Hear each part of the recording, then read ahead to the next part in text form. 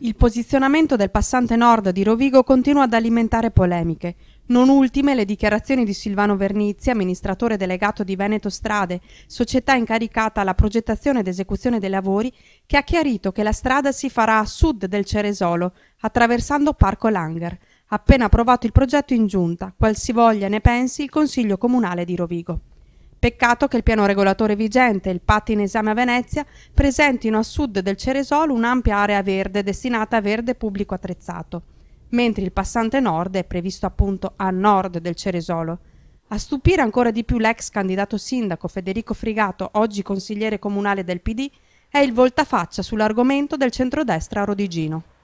E sembra che l'amministrazione di Piva abbia cambiato completamente idea rispetto a quanto diceva quando era all'opposizione, quindi il centrodestra all'opposizione, e in campagna elettorale lo stesso candidato sindaco. Il centrodestra incalzava la giunta di centrosinistra, la giunta Melchiori, sostenendo che l'opera andava al più presto completata e quindi il comune si doveva in qualche modo esporre con questa soluzione, con il completamento a nord del Ceresolo. In campagna elettorale lo stesso sindaco Piva sosteneva questa cosa e sosteneva anche che il Parco Langer andava, tra le cose da fare immediatamente, andava riqualificato, ripulito e riportato insomma all'utilizzo che aveva un tempo. Un'opera, il passante nord, che è già costata quasi 28 milioni di euro, come relazionato da Vernizzi in Consiglio Comunale nel 2009, messi a bando e finiti senza realizzare l'opera più costosa, ovvero il sottopasso di innesto su via Calatafimi. E secondo Vernizzi ne servono altri 3 di milioni per ultimare l'opera nella maniera più semplice ed economica, ovvero tracciando una strada in linea retta tra la rotatoria, che non porta da nessuna parte all'uscita della tangenziale est,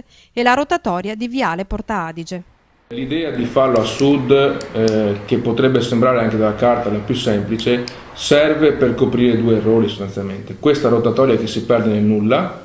lasciata lì così, e che è quella che verrà realizzata, che è stata realizzata in corrispondenza del nascente nuovo carcere, e la cosiddetta rotatoria del Pitarello, che rotatoria non è. Federico Frigato, per l'area a sud del Ceresolo, sostanzialmente propone l'idea del parco urbano deciso dalla prima giunta Baratella degli anni 90, ovvero un'ampia area che ospita piste ciclabili, un paio di ponti ciclopedonali per il percorso in bicicletta da via Calatafimi, aree per le attività sportive, sosta e svago per le famiglie.